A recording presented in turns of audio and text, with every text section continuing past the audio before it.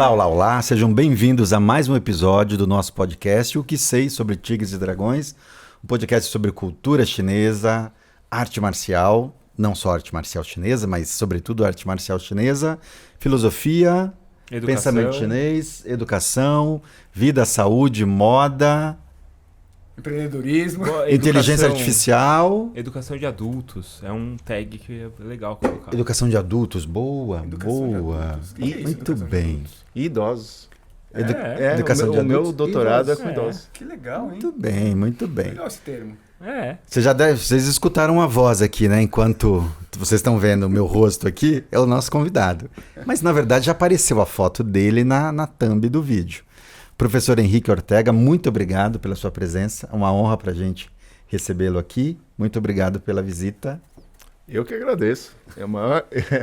Eu vejo vocês, quero já parabenizar. Né? O Gabriel falou que o recadinho do fundo do coração é para aquela câmera. Então, para aquela câmera ali, já parabenizar o trabalho de vocês. Né? A gente tem também um canal no YouTube e a gente sabe o trabalho, né? E acho que um tema de vocês também, a gente esqueceu de falar, acho que o canal de vocês é sobre amor. Porque a gente, sabe por quê? Porque a gente faz isso com paixão, com amor, e a gente vê esse amor no vídeo de vocês. Legal, então, parabéns pelo trabalho. A honra é minha. Muito bom, caramba, já. Mais esse amor aí. Já começou afetuoso aqui o papo. Bom, só para quem não conhece, o professor Henrique Ortega tem um breve... Você tem um recadinho antes, né? Não, eu queria deixar o microfone mais perto. Tá bom. É que eu senti uma mão chegando perto aqui. Tá bom. Deve ter um recadinho. Bom, Sifu Henrique Ortega é de Campinas, artista marcial brasileiro, do estilo Choi Li Fa, vinculado ao mestre Tat Ma Wong. Está fazendo doutorado em Educação Física pela Unicamp, cujo tema, soube recentemente que o tema é Tai Chi Chuan. Isso muito me interessa e certamente vai interessar a nossa audiência. Além disso, é mestre em Atividade Física Adaptada, bacharel em Treinamento Esportivo. Já ouvi dizer que é excelente nessa temática de treinamento esportivo. Inclusive, alguns convidados e convidadas que vieram aqui, que os vídeos ainda não foram para o ar, falaram muito bem dessa capacidade que o Sifu tem. Equipe de competição. Exatamente. Pesquisador do grupo de estudos e pesquisa em lutas lá na Unicamp também. Experiência na área de educação física, com ênfase em artes marciais e esportes de combate. Isso é uma versão resumida, tá? Do currículo, porque eu vi que, além disso tudo que eu já li aqui, o Sifu também carrega aí uma série de títulos em campeonatos, não só aqui no Brasil, enfim, fora do Brasil também. Eu acho que a gente vai falar sobre isso também. É isso? É isso. Muito bem-vindo mais uma vez, Sifu. Obrigado pela presença. Obrigado. Muito obrigado. Agora sim. Não, é aquele pedido de sempre para vocês curtirem aí esse vídeo. Já curtam agora para não esquecer. É muito importante dar relevância ao vídeo e coloca ele mais para cima na lista do YouTube e ajuda esse vídeo a ser mais visto. Portanto, ajuda o canal e ajuda a levar esse conhecimento aqui que a gente tem recebido. Então, levar a palavra para longe. Exatamente. Para mais longe, mais Olha pessoas. A classe. Não, e tem outra coisa que o Rômulo sempre fala, que eu acho bonitinho, que é afagar o algoritmo. Afagar o algoritmo é muito... É juntar as duas coisas, né? É aquela política juntar que o humano com a máquina, afagar o algoritmo. A gente precisa fazer aquele carinho, porque o algoritmo às vezes não ajuda, né? Mas é isso, quem quer começar aí? Eu quero começar. Vai lá, Marcelo Augusto. Eu tava outro dia vendo uns HDs, na verdade pegando umas coisas que tava perdida, assim, em DVD, que quase não lê mais, né? E tava jogando para um HD, né? E aí eu achei um campeonato que a gente participou, eu acho que foi 2000 ou 2001, eu não sei. Era um campeonato lá do mestre Joilson. E aí eu tava vendo, nossa, tinha uns alunos meus lutando, que eram alunos que nem treinam mais, né? E aí quem tava arbitrando? Sifu Ortega. Sifu Ortega tava arbitrando, era acho que São Caetano. 2001? Não sei se era 2000 ou 2001. Tinha ringue. tinha um ringue. Isso. De 2000 e 2001, eu não me lembro exatamente. E aí vários alunos meio assim... E aí eu já sabia, né, que o Cifu Ortega ia vir gravar com a gente, então, assim, é muito doido, né? E isso foi, acho que é isso, 2000 e 2001. Aí tinha uns alunos lutando e o Cifu Ortega tava arbitrando lá. Muito de branco, todo de branco. Aproveitando esse gancho do Márcio, Cifu, quantos anos já vinculados aí, conectado a... Bom, ao se Kung Fu? é 2000, 2001, a gente tá falando já de pelo menos 22 Então, anos. mas eu imagino que tem coisa antes disso, Sim, né? bem antes. Eu posso dizer que eu sempre tive esse amor pela arte marcial, acho que desde a infância. Minha mãe viu em mim as histórias que ela passa, que eu era levado. E aí eu ia no mais alto do parquinho de diversões, pulava, desafiava, né? E esse comportamento sempre veio comigo desde a infância. E uma coisa interessante, Lauchi falou, brasileiro, sim, de coração, mas eu nasci no México. Eu sou mexicano. É mesmo? Sí, com 4 anos vim para cá. Meu papá é mexicano, minha mamá brasileira. E aí depois, mais brasileiro de coração, e até chegou um momento com 18 anos, onde eu tive que decidir, México não dá dupla cidadania, eu escolhi ser brasileiro. Então, brasileiro, nascido no México, brasileiro de coração. E aí, com 11 anos, eu comecei as artes marciais, em 85, o Karatê. Karatê. E aí, 1 ano e meio, muito aguerrido e isso forte. na região de Campinas. Sempre E Karatê Shotokan, Kyokushin? Não lembro o estilo. E aí, depois, brigas na escola. Eu me meti em brigas na escola, violência e agressão, coisa que hoje me arrependo, claro. Mas meus pais me expulsaram das artes marciais. Mas com 11 anos. Só um parênteses aqui, professor. Nessa época da escola e dessas brigas, você já fazia o Karatê? Fazia o Karatê, sim. Eu usava o Karatê para as brigas. Para testar. Cobra Kai. Cobra Kai. Completamente Cobra Kai. Então, puro Cobra Kai, assim, na Mas você veia. tinha uma legião com você? Tinha uma turminha que... Não, só eu. Era você contra todos? Eu contra todos. E brigas e coisas erradas. E fui expulso pelos meus pais. Meus pais decidiram me tirar das artes marciais. Uau. 1 ano sem artes marciais e querendo praticar mais lição aprendida. E depois fui para o judô. Aí controlei também um pouquinho. Chama-se Sensei Odair Borges, muito famoso também em Campinas. E depois parei. Em 1989, conheci o Kung Fu. Através da academia do Hermes Martins, aluno do mestre Amaral, tendo como um dos principais professores, mestre Pedro Barbosa. Né? E o interessante foi que esse comportamento não saiu de mim ainda, essa violência. Quando começou o Kung Fu, olha, ainda estava com o espírito do Cobra Kai? Mais do que isso. Mas que idade você tinha aí no Kung Fu? 15 anos. É uma idade boa. 15 anos. E por que escolhi o Kung Fu? Essa história é bacana. Porque tem bastão. E eu vi luta de bastão. E eu ia nos jogos do Guarani e eu falei, eu vou pegar a bandeira do eu tinha uma bandeira que eu mesmo construí, eu falei, eu vou pegar essa bandeira, eu vou dar nos ponte-pretanos. Agora tem que botar um pi, né? Não, pode falar. Não, essa é a vida real. Quem me conhece, acho que vida Kung Fu. Vida tão calma. E quando eu conto essa história para os pais ficam repilados. Não, professor, Pelo amor de Deus. Eu trouxe meu filho aqui para o contrário. Eu falei, calma, que eu não cheguei na parte boa. A parte boa é que eu tive bons professores de Kung Fu.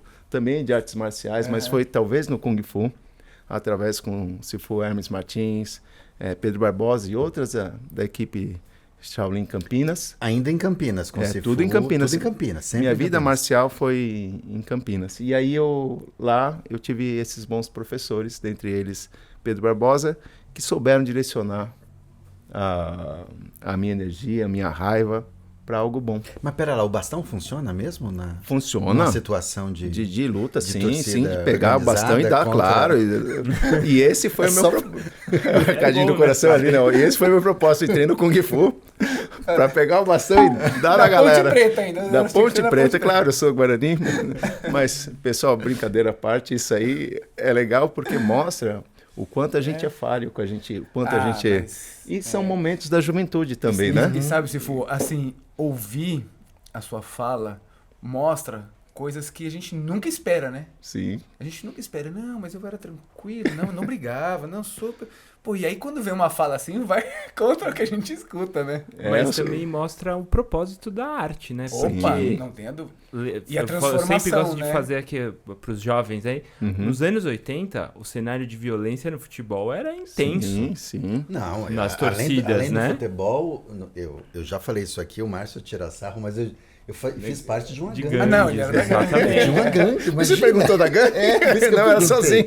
Eu era o lobo solitário. Não, tinha as gangues nas periferias aqui de São Paulo. Então, quer E a dizer, gente marcava encontro para brigar. E eu tô sabendo então. uma história. No Campinho, De quem que é a né? história do Nunchaku? Quem que era do Nunchaku?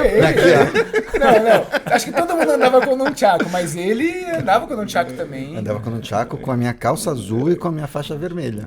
Isso. E camiseta branca. E o legal é olhar isso hoje, o quanto isso simbolizava pra você, tipo uma capa de claro, super-herói. imagina. Então, Sabe que hoje eu bacana. vejo alguns alunos aqui indo embora de faixa, assim, às vezes com espada, assim, eu falo assim, não anda assim não na rua. É perigoso. Não, mas quer andar de faixa. Não vai assim. E a gente já andou tudo Hoje de teve faixa. exame aqui. É. Eu vi a turma saindo com o certificado na mão de faixa. Sim. E embora, que moram tudo perto aqui. E também, né? quanto a gente tem que respeitar isso, assim, como uma fase na vida, e entender e tentar, como professor, Agora deixa eu te perguntar direcionar uma o melhor coisa, caminho. se for. A escolha pelo Kung Fu se deu por quê? O que te... O bastão pra Foi- dar foi- porrada foi na galera. Mas você viu aonde o Eu fui bastão? pesquisando várias academias. Ah, você né? foi assistir Isso, algumas aulas? Isso, aí eu falei, não, esse Kung Fu é bacana. Esse Kung Fu tem luta de bastão. Eu quero. E a dinâmica da aula, outra coisa, elogiar assim, a dinâmica da aula que tinha na Shaolin Campinas. Né? Eu lembro até um dos que estava fazendo essa O nome luta. da que- escola era Shaolin Campinas. Isso, a Academia Shaolin Campinas, dirigida por Sifu Hermes Martins, tendo como um dos principais professores o Pedro Barbosa. Tivemos também o Sidney Luiz, várias pessoas que treinaram aqui com vocês na Academia do Mestre Amaral. Né? Nós tivemos também uma ponte com alunos famosos do Mestre Liu Kei, James Venturin, Marcelo Jutsi. Então, e fora isso, ressaltar a importância da família Furquim. Treinei com sim. Gilson, Wilson e Valdir Furquim. Então, Uau. o privilégio que eu tive. Outra coisa, eu tive aula com Valdir Cremasco, tive aula com o E com essas Marcos pessoas Vinícius. tem história de Sim, Cochu, né? isso. Não esquece Sandá Sancho, né? É. Cochu mesmo lá, né? De pancada mesmo, né? E foi com essa raiz assim que eu comecei no Kung Fu. Aí tem mais história. Que legal. Que maravilha, hein? Gostei Nossa. dessa imagem aí. Mas acho que a gente podia abrir o coração aqui, Márcio, e contar também uma história nossa da juventude aí. Qual De, história? sei lá, uma história sua de... Da porrada? brigar? De você brigar, de... Cara, eu acho que eu nunca briguei assim, cara. Assim, a única coisa que eu tive... Uma vez eu dei um murro no peito de um menino só. Mas assim... Na escola? Na escola, a gente tava jogando vôlei e aí o menino tava do outro lado, assim, e aí, para com isso, cara. Eu nunca gostei muito de brincadeira, assim, de tapa. Brincadeira de mão, como diz. Nunca gostei, porque eu sempre achei que brincadeira de mão não vai dar ruim, vai dar ruim. Ah, que não acaba bem, né? E ele começou e aí eu perdi e pum, e dei. Aí ele caiu, a gente perdeu a amizade. Não foi legal, assim. E hoje ele é seu aluno da aula aqui. Não é aluno, assim. A gente se fala hoje, assim, mas assim, a gente perdeu a amizade. E eu fiquei bem mal, assim, porque eu nunca briguei e eu machuquei ele, assim. Porque foi um soco, imagina, a gente, sei lá, tinha uns 13, 14 anos, Você já treinava, né? já treinava. Já. Então você dá um murro, né? Bem no altura do plexo na pessoa, sem estar esperando. Não, e alguém que já sabe socar também, né? Não, e ele não estava esperando, não teve reação nenhuma, assim, né? Não foi uma coisa de briga e, né? Não, pum, e dei, né? Sem esperar. Não, eu puxei... Mas eu nunca briguei, Ju, Não, eu não puxei tenho- essa coisa para fazer uma conexão com o que o Cifo trouxe, que é... A gente tem essa ideia de que a arte marcial vai potencializar esse espírito agressivo, né? E vai, de alguma maneira, estimular atos violentos, ou vai fazer a criança brigar mais, e etc. E muito pelo contrário, né? Você é um exemplo do que a gente está vendo aqui, que tem um efeito reverso isso, né?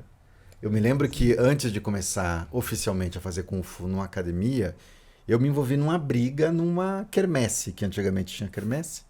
Me envolvi numa feirinha. briga e acabei levando a pior, assim, na verdade. Levei a pior no momento, depois eu chamei meus companheiros que eram maiores e aí queriam comprar briga, enfim, virou uma coisa meio generalizada ali.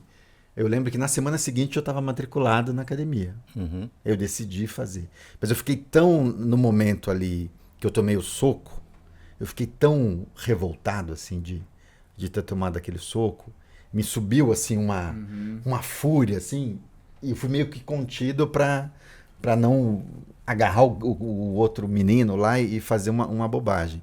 Então, eu acho que a gente tem, de fato, dentro da arte marcial, essa condição de pessoas que têm essa agressividade mais latente, a arte marcial, de alguma maneira, e com um bom professor, com boa orientação, você vai encontrando caminhos de assentar isso, de canalizar isso para outras direções, né? né? Porque assim, como eu nunca briguei, e eu sempre falei isso para as pessoas, por exemplo, eu não sei se eu sei brigar, né?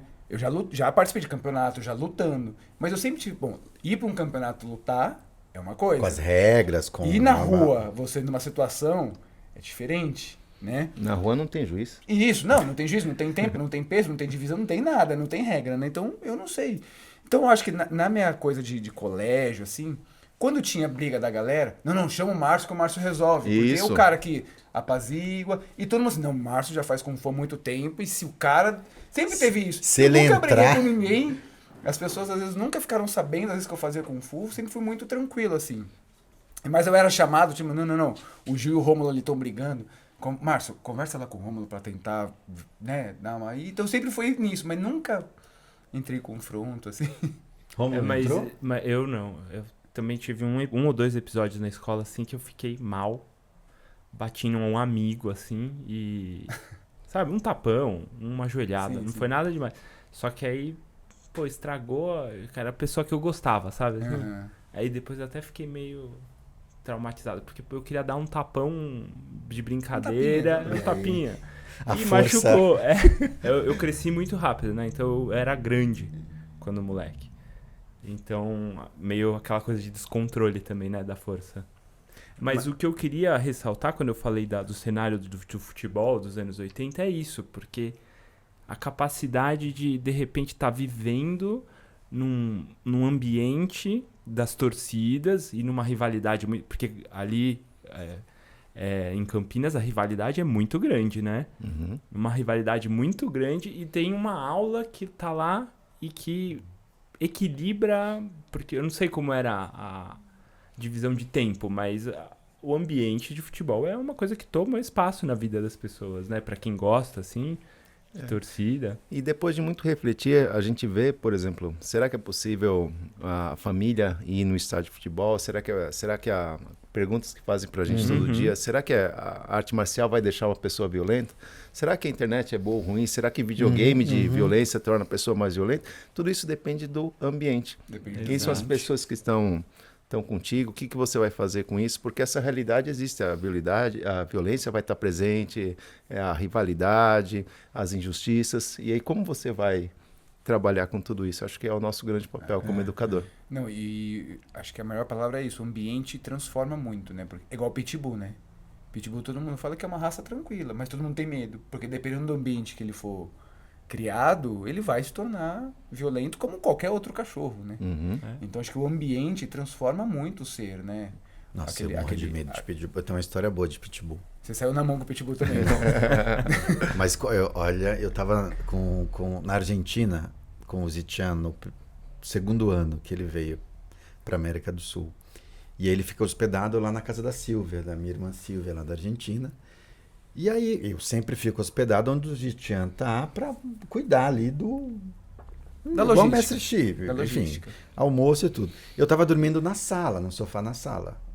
E a Silvia tinha um pitbull pretão assim, enorme. Monstro. Enorme.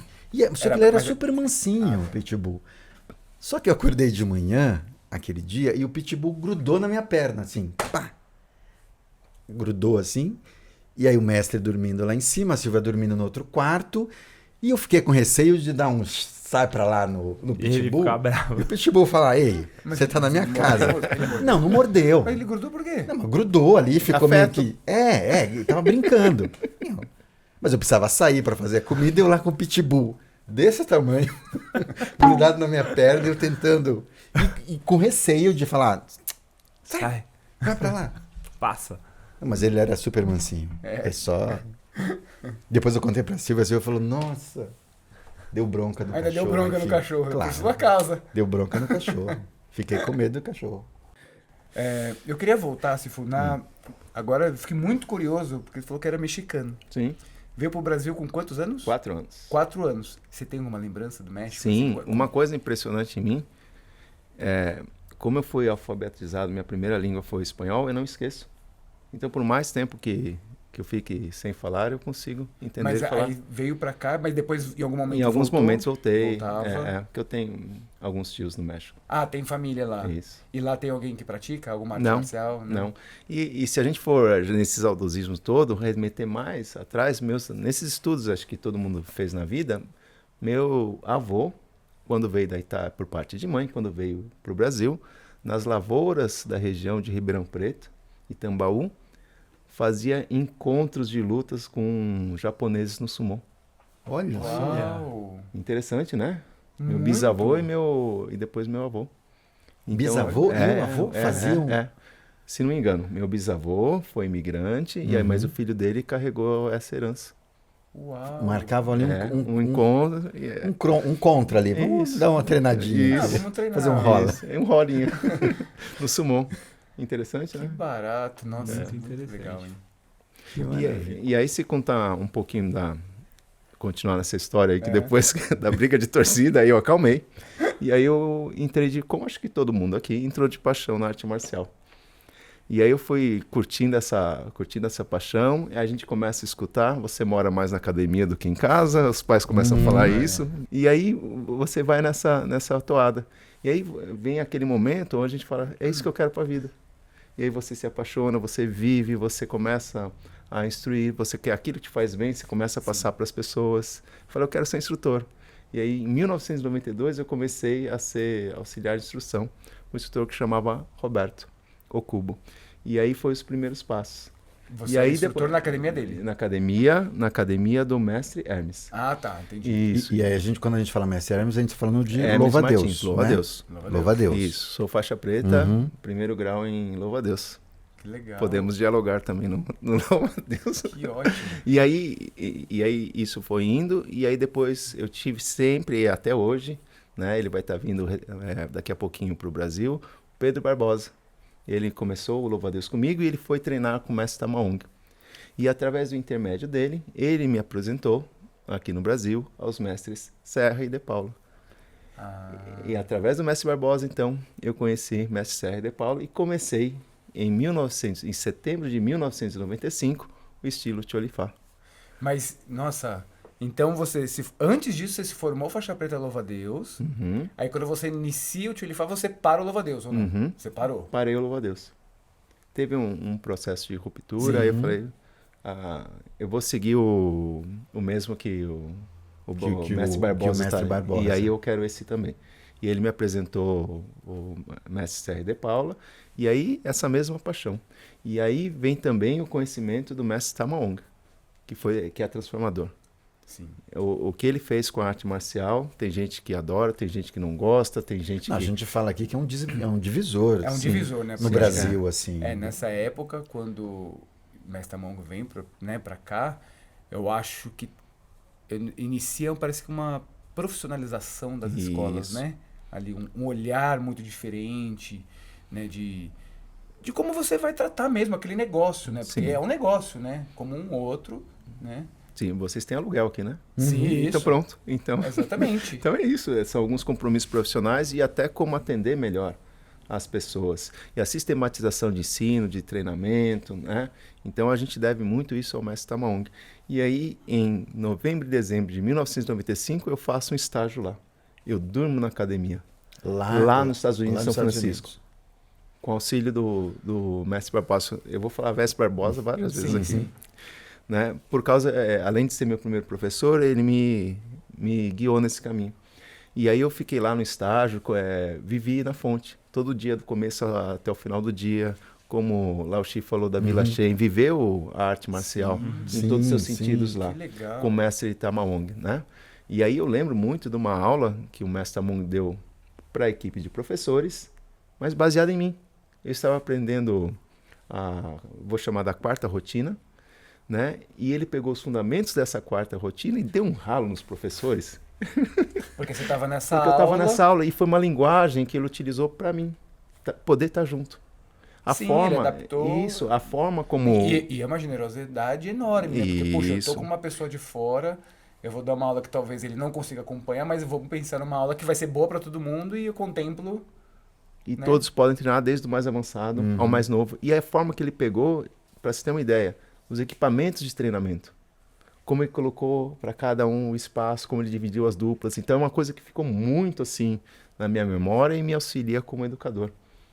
Então, da mesma forma que muitas pessoas não gostam da forma e fazem críticas ao mestre Tamawong, eu tenho esse olhar dele com carinho assim, Sim. do que ele, da potência que ele é para essa questão da sistematização. Ele é educador físico também? Não. Não. Não, ele tem, na raiz dele tem acho que judô, tem karatê, tem um pouquinho de tai chi, né? E ele tem esse Hong Kong na veia. Então, e ele, sobretudo, ele transformou o conhecimento dele, dos professores, para algo muito diferenciado e adaptado à cultura americana. Então tem essas críticas da cultura americana sendo trazida aqui para o Brasil, mas eu acho que com adaptações tem coisas boas, sim. Sim, não, com certeza. Não, e a metodologia das aulas, né, eu cheguei a ir em algumas aulas quando a gente tinha lá no Butantã, a Tati, a academia do mestre de Paula, né? juntos. Você chegou a fazer? Eu acho que eu fiz aula lá. Ah, é? Porque foi quando eu parei de treinar com o Rinaldo e eu fiquei um tempo sem... Eu quero Sem voltar a casa. fazer Kung Fu. Ronin, né? E aí fiquei meio assim. Eu lembro que eu, o Fábio, que era um outro amigo meu que a gente treinava lá no Rinaldo, a gente ficou... E era relativamente perto. Eu trabalhava ali no Itaim Bibi, e aí Butantã era perto. Eu lembro que tinha uma aula que era meio-dia. A gente queria fazer na hora do almoço. Tinha aula de 50 minutos. Que essa é uma outra mudança, né? Certamente o Sifu deve ter feito aula de 2 horas lá atrás, quando você começou. A gente também fazia assim. Aí eu fui fazer uma aula de 50 minutos, falei, caramba. Mas era tudo muito... Sistemático, muito preciso, esquematizado, isso. muito preciso. A divisão da sala, tinha turma A, B, C. Então tinha um método, tem, né? Um método muito eficiente de condução. E que dá também para... Se eu estou num grupinho de iniciante... Dá para mim que está nesse grupinho de iniciante uma percepção do que me espera lá para frente. Porque eu estou vendo de alguma maneira, eu estou vendo o que está acontecendo ali no grupo 2, no grupo 3. Então foi muito interessante. Mas eu queria te fazer uma pergunta aqui do ponto de vista técnico.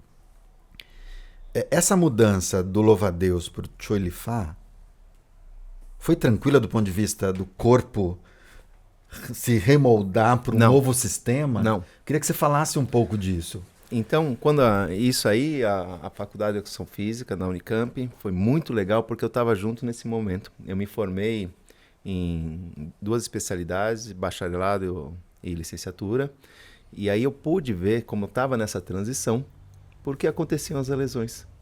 Quando a gente tem um background de um estilo ou de uma arte, você tem a potência dessa arte, então você tem essa explosão. Quando você transforma isso para um novo estilo, o seu corpo não está preparado. E aí surgem as lesões. A cabeça confunde.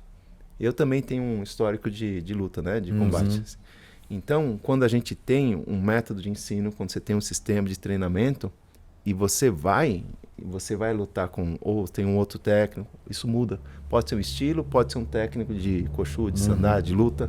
Isso muda, isso transforma. Você tem uma confusão mental. Da mesma forma que a gente tem essa transição, você demora um tempo para se achar.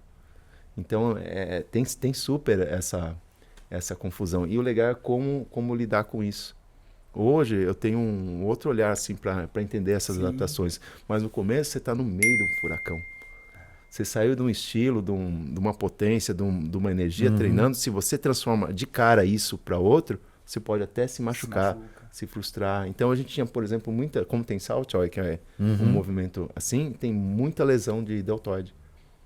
Então, para quem tem esse background, na hora dessa transformação, hoje eu como professor, treinador, eu acho que eu consigo fazer o caminho saudável para essa mudança. Para quem estiver nessa transição. Isso é o que a gente já falou, não me lembro, talvez foi com o Cléo, não me lembro com quem foi, que eu acho que você pode ter excelentes professores, excelentes mestres, sem ter uma formação acadêmica de educação física, mas eu tenho certeza absoluta que você tem uma formação, né, de educação física, você tem um outro olhar como um treinador, que eu acho que treinador é uma coisa, treinador, né, vou pegar uma equipe, competição, luta, tal, né, voltado para alto rendimento é uma coisa, e se você ser um mestre, um shifu, tem outras coisas que não tem a ver com um treinador.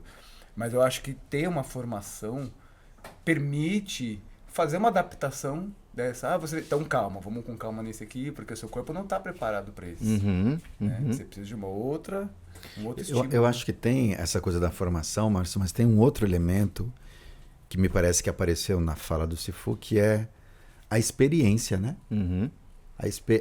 A sua vivência a partir dessa transição, somada à experiência acadêmica com a educação física, hoje te dá a condição de ser um Sifu e um treinador extremamente habilitado para perceber, opa, se o Gabriel vai treinar comigo e está mudando do sistema Garra de Águia para o Choi Li Fa, opa, eu vou conseguir conduzi-lo nessa transição de uma maneira mais eficiente e ainda mais contornando possíveis lesões que ele poderia ter se ele fosse tão com muita veemência nessa transição. E a gente pode ver o conteúdo da educação física como só uma parte. A gente conversou antes aqui nos bastidores o quanto vocês, e estão proporcionando isso para o público, estão trazendo de conhecimento com outros mestres, com outros senseis de outras artes.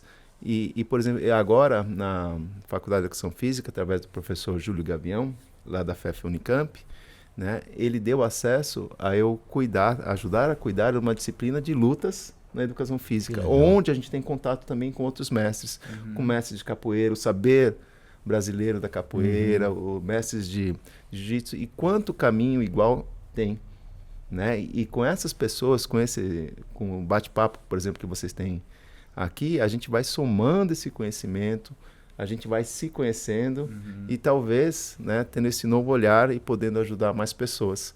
Né? É isso que eu falei das lesões eu falo por experiência própria, eu tive as lesões, poxa, né? Dessa transição. Você teve nessa transição? Isso, essa transição. Eu falei que eu entendi, mas eu não deixei de evitar, né? E são coisas do começo. Por exemplo, a gente falou das minhas brigas na infância e juventude, assim, hoje eu entendo por que eu tive essas brigas, né? Mas hoje também, talvez eu saiba o caminho de como orientar uma pessoa, uma criança, a não ir por esse caminho. E eu fiquei com uma curiosidade sobre isso. Você ainda frequenta Não. futebol? Não, porque a gente vai se envolvendo no Kung Fu e aí vai fazendo as escolhas. Aquele leão adormecido pode voltar. Não. E com o bastão pro...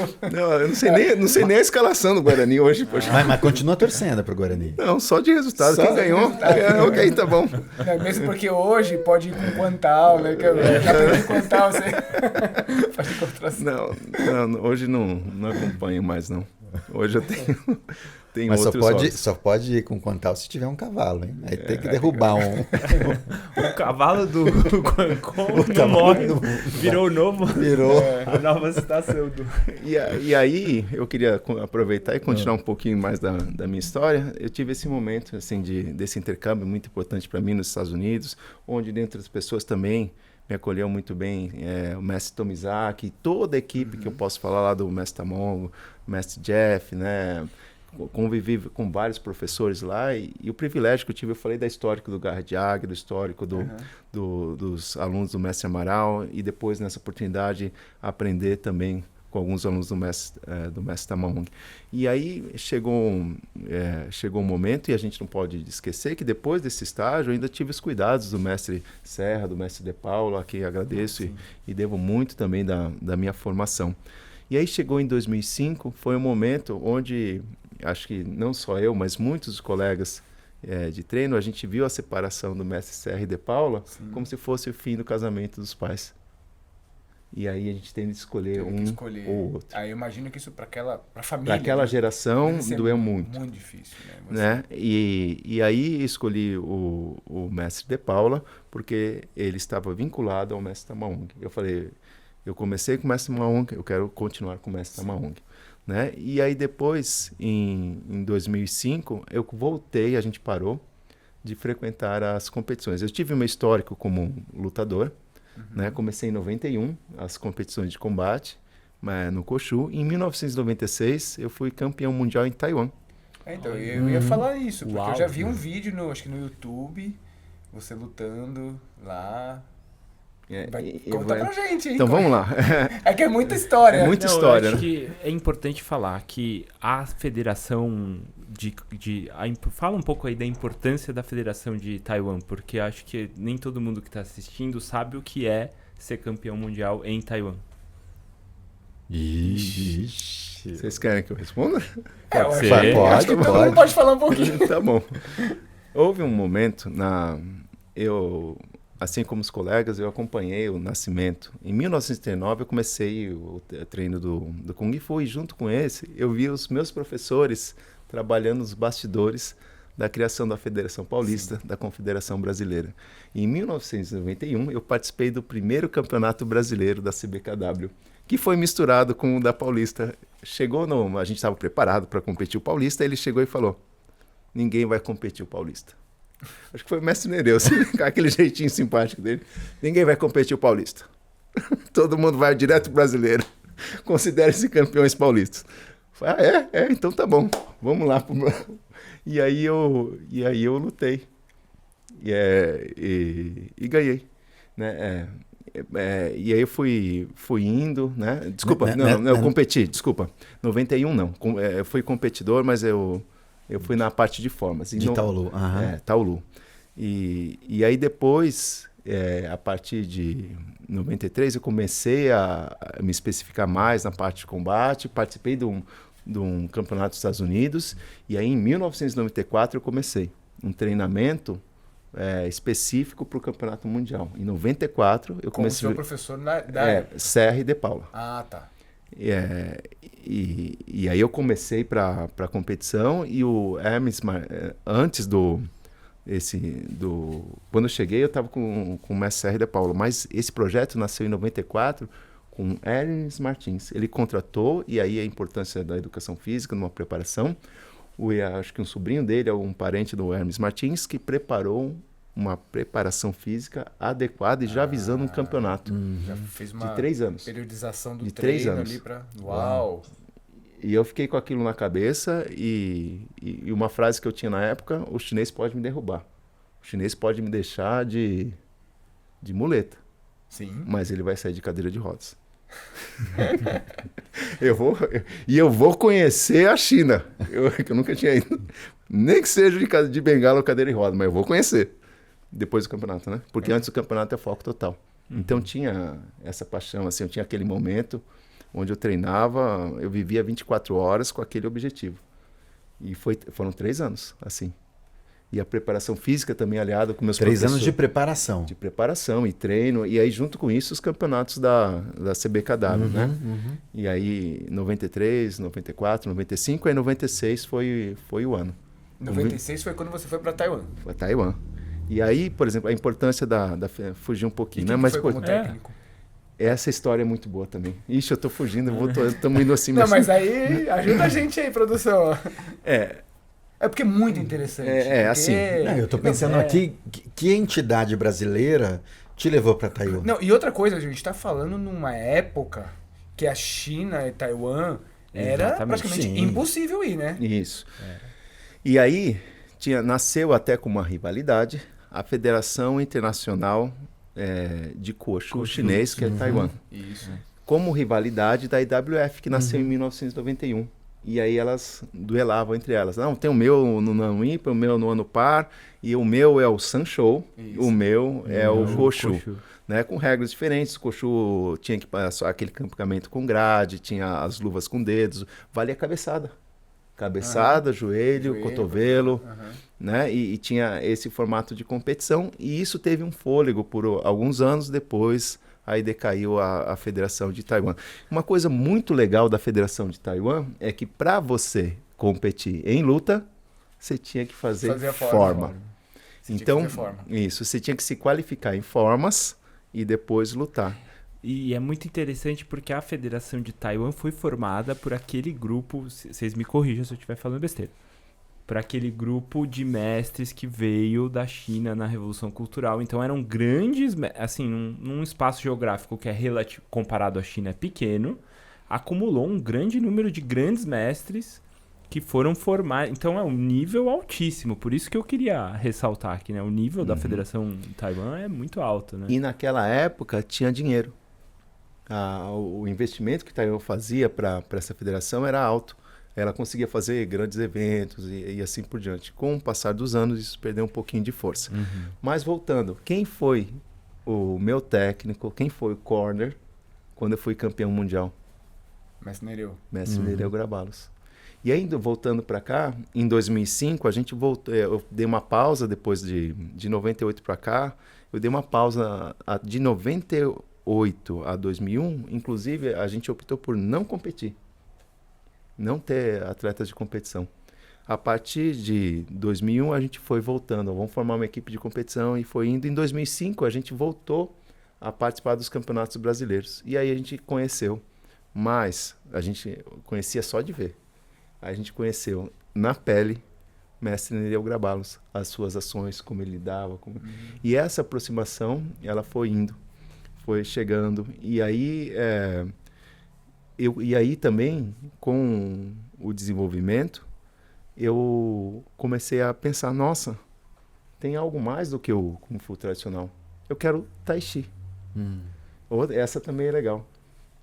Mestre Nereu Grabalos, o primeiro curso que ele deu na nossa academia foi o curso de Tai Chi. Uau. Mestre Nereu, meu primeiro professor de artes internas. Que legal. A quem devo muito, assim, não só eu, mas quem conhece, acho que a importância que ele teve para minha família, para minha esposa Ariana e também para toda a nossa equipe, né? E outra coisa assim muito relevante, fora as competições, foi o quanto o Mestre Nereu, a capacidade que ele, eu falo tem porque ele até hoje assim a influência dele é muito forte, de proporcionar o melhor das pessoas. E o melhor das pessoas não só no alto rendimento, mas no seu íntimo. Por isso que ele conseguia grande sucesso no alto rendimento, porque ele entendia a pessoa. Ele sacava, né? Sacava. Tem um aí, dom, né, e aí ele vai. E aí, por exemplo, a minha esposa, a Ariana, do coração ali, né? Coração ali. Beijo pra Ariana. Não posso falar dela, ela me inspira, ela me corrige, ela é minha parceira, ela, em muitas coisas, é melhor do que eu. A gente se completa. E ela também foi ainda é, na minha opinião, uma atleta de altíssimo nível. O alto rendimento dela não sai ainda hoje. Já com idade, ela tem o alto rendimento nela.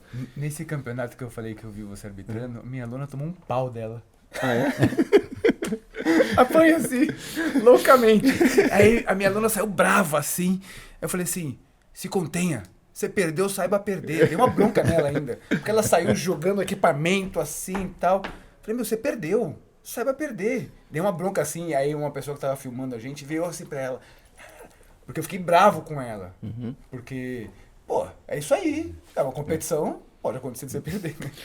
E aí uma das coisas assim, Mestre Nereu deu várias lições pra gente. Uma das maiores, pouca gente sabe. Como que é da exclusiva assim?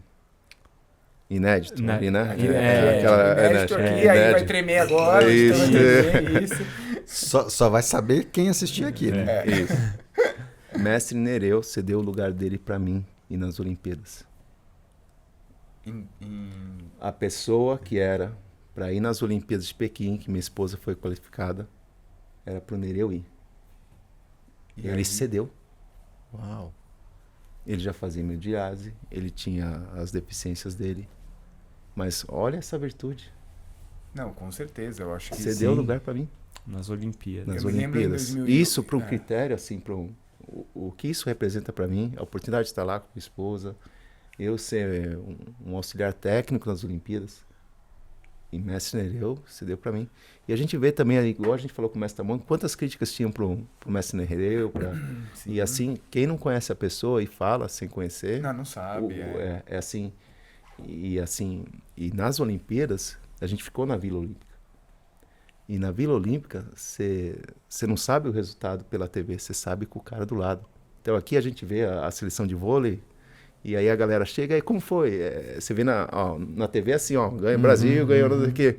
Lá você vai na concentração, como que vocês jogaram? Que você foi? Parabéns, cara. E assim, e eu vi a Sharapova, sabe quem que é? Do atletismo. Eu vi ela treinando do meu lado. Eu parei do lado dela e fiquei olhando ela treinar. E eu acho que isso também é Kung Fu. Não, essa experiência deve ter sido incrível, porque nesse mesmo 2008, eu fui num campeonato que teve, e a gente foi visitar a Vila Olímpica lá, que foi bem logo em seguida, né? Cara, aquilo lá no Ninho do Pássaro, né? Naquele lugar todo ali, e tinha acabado as Olimpíadas, e aí depois chegou lá para outro campeonato. Eu olhava e falei assim, isso aqui deve ter sido incrível, assim, o ambiente, tudo, né? Assim, da competição, você vê a preparação das pessoas, é um baita aprendizado, né? Que história, que legal. E tem mais história, hein? Agora eu queria te perguntar uma coisa, como é se sagrar campeão? Quero voltar aí nessa história de Taiwan. Se sagrar campeão em Taiwan. Primeiro eu não entendi. Se o mestre Nereu foi o técnico, a entidade que viabilizou isso foi a CBKW? Foi a CBKW. Porque tinha uma parceria. A CBKW, ela tinha essa gestão. Nós vimos, naquela época, o mestre Liu Yinkei abraçando mais a Federação de Taiwan e o Eniko Ono, o Chan Kao-wei abraçando mais a IWF. E aí eles fizeram uma parceria que eles, para ir para Taiwan, o mestre Liu Yinkei era o chefe da delegação. Mas ele cedia, por exemplo, 4 vagas, por exemplo, do time para a CBKW. E quando ia para o Mundial da IWF, fazia o caminho contrário. Então, por isso que o mestre Nereu, mesmo sendo a Federação de Taiwan mais ligada fortemente ao mestre Liu Yinkei, estava lá o mestre Nereu, estava a equipe. Nesse Mundial também, o Eduardo Fujihira foi campeão mundial. Que ele é do Shaolin do Norte, Isso. Né?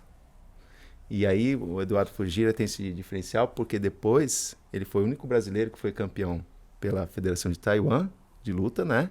E também em 2001 na Armênia pela IWF. Isso é um feito muito grande. Mas ser campeão em Taiwan é indescritível. É porque eu posso dizer assim que eu estava preparado. Eu tinha esse foco. Eu falei que eu preparei 3 anos para aquele momento. E cada treino meu tinha essa assertividade. Eu treinava com chuva, eu treinava... E a gente não tinha a estrutura que a gente tem hoje. Sim. Hoje, lá o Gil me apresentou aqui a escola, que é linda, parabéns. Tem chão, tem conforto, tem isso. É uma realidade que não tinha na minha época, na nossa época de treino, né? Vocês já fizeram rolamento no chão duro? Já. E aí, com todo mundo. isso. Os focos que eu treinava, eles saiam espuma para fora. Muitas vezes eu treinava sozinho, eu amarrava o foco na árvore e descia o cacete nesse foco, mesmo com a árvore. Eu corria sozinho para ganhar fôlego. Eu corria de noite, eu treinava as formas sozinho. Por isso que eu falei que eu sou não era da gangue, eu era lobo solitário. Mas eu tinha esse foco e fui treinando e deu certo. Nossa. E agora, essa coisa é curiosa, né? Porque a gente fala muito de disciplina, né? E aí a gente fala muito na arte marcial da importância da disciplina, né? De você zelar pelo seu treino. E aí o que eu fico pensando aqui é que a gente, enquanto treinador e professor, a gente percebe quando a gente ensina uma rotina para o aluno, ele fez a tarefa de casa e volta na outra aula e você percebe se ele cuidou de maneira, com disciplina do treino dele. E aí eu te ouvindo, eu fiquei pensando, caracas, mas como é o que te deu essa disciplina tão forte e essa capacidade de criar esse foco? Porque não é algo fácil da gente estabelecer entre a gente, e às vezes não é algo nem fácil da gente transmitir para o aluno. Falar, olha, se você faz aula 2 vezes por semana, é uma coisa, você treinar 2 vezes por semana, mas o treino, o grande avanço do treino vai se dar no que você faz com o que você aprendeu nas outras horas, né? Se você faz terça e quinta 2 aulas, tem segunda, tem quarta, tem sexta, tem sábado, tem domingo, você consegue treinar? Sim. E aí, para isso, você precisa dessa disciplina. E te ouvindo, me ocorreu te pedir para falar um pouco sobre isso. De onde vem essa determinação, esse foco, essa... É uma pergunta que a gente se faz como educador. A gente, infelizmente, e é um fato, e é provado, que a gente vive, infelizmente, uma geração com um foco reduzido. A gente vê numa geração, Zygmunt Bauman, conhecem? Né? De quanto é volátil as sensações, os sentimentos e como é descompromissado. E como falar para uma geração nova que vem cada vez mais desengajada, descompromissada, de disciplina? Isso aí que é uma coisa... Eu já não tenho mais cabelos. E aí, dessas reflexões, a gente vê o que traz a disciplina é o propósito. E aí, por exemplo, você pode usar, referenciar, por exemplo, com a Bíblia, Coríntios 13, fala da fé, do amor e da esperança. Se você tem fé, amor e esperança, onde você direcionar essas ações, você tem a disciplina. Eu quero falar também de outro professor. Assim, a gente fala assim, o quanto vocês estão propiciando esse conhecimento para as pessoas que assistem de outros mestres. Eu tenho outro mestre, eu e minha esposa, que se chama Nivaldo Baldo. Sabe o que ele é? Fisioterapeuta. Mas ele é um cara que fisioterapeuta é um rótulo. E eu não gosto do rótulo de educador físico, porque físico é limitado. Né? Eu gosto do primeiro, educador, mas físico não. Né? Então, nessas reflexões, de onde gera a disciplina? De onde surge a disciplina? A disciplina surge do propósito. Onde você tem propósito, você tem disciplina. E como a gente que ama e vive isso e quer perpetuar esse conhecimento, levar para frente, como que a gente desenvolve esse compromisso, esse engajamento numa nova geração? Trazendo a linguagem deles, acessando a linguagem deles, que é outra, não é a nossa. O que é interessante para eles não é interessante para a gente. E a gente, conhecendo esse universo, falar a mesma linguagem. E dessa linguagem, gerar o propósito. Aí surge a disciplina. É muito profundo. Não, eu fico pensando aqui, somado a tudo isso, o que fazer para fazer essa nova geração ter clareza desse propósito, né? Porque, quer dizer, eu estou falando da nova geração porque a gente está falando dessa nova geração. Mas às vezes a gente encontra pessoas mais velhas também que não têm essa clareza do propósito. Sim. Que aí muda de E relação de trabalho, muda de objetivo, enfim. Então acho que tem isso também. e puxar lá do começo que eu falei de educação de adultos, né? Porque que outro espaço que não a arte marcial tem... porque depois que você sai da escola, a educação fica técnica, né? É uma formação técnica. Mas onde mais... Eu vejo na arte marcial um espaço de educação para adultos. Então você consegue trabalhar, né? Eu acho que tem muito a ver também com o seu trabalho. Uma coisa, um querido professor que eu respeito e admiro muito da educação física chama-se Roberto Paes. E na minha luta, eu tinha algumas limitações enquanto estudante lá na educação física, que eu só vivia o universo do Kung Fu. Eu fazia aula de atletismo assim, ó, chute frontal, direto, jab e guaimá, para pular barreira. Eu tinha a linguagem da luta para o atletismo. Né? E eu tinha a linguagem da luta para esse professor Roberto Paes do basquete. Então, por exemplo, fazia postura cruza, bloqueava assim. E ele é um educador tão brilhante assim que ele me ensinou assim nessa questão assim do quanto a gente tem que propiciar ambientes. E esse ambiente, às vezes, não é só no Kung Fu. Esse ambiente pode existir em qualquer lugar, pode existir na igreja, pode existir em qualquer outro lugar, pode existir no crime organizado, Uhum. onde você é acolhido, onde você é bem tratado, onde você é respeitado, aí você tem o espaço, é o solo fértil. Uhum. Para o que você quiser, para o mal, para o bem, para o que você quiser fazer.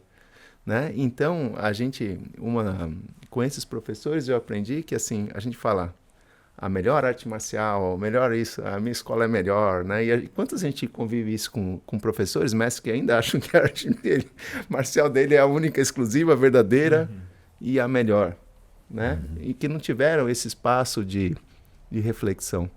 E se a gente eu vou falar um pouquinho também das minhas idas para a China.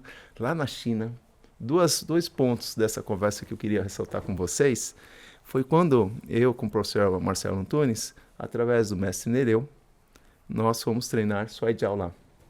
E os professores de Suai Jiao, eles nos colocaram com as crianças.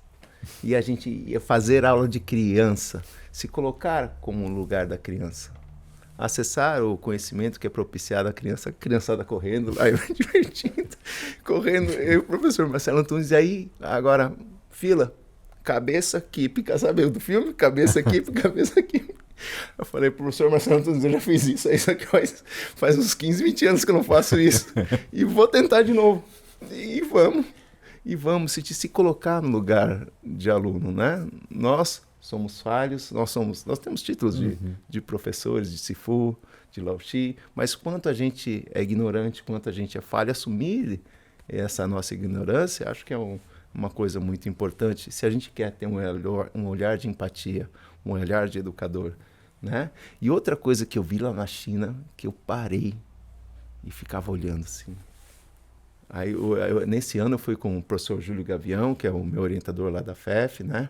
E também com o professor Plínio Tsai, com o Marcelo Antunes, e a gente parou numa academia de fitness que tinha luta. Isso e tinha em Pequim, 2000 e... não sei se 12 ou 14, mas a cena fica presente na minha cabeça. Aí tinha uma academia de luta fitness com um saco de pancada, com um chinês batendo, saco de pancada. Aí eu parei para olhar. O cara era ruim, mas muito ruim. E aí o pessoal me chamava, não, vamos que a gente tem que ir. Eu falei, não, peraí, eu vou ver esse cara.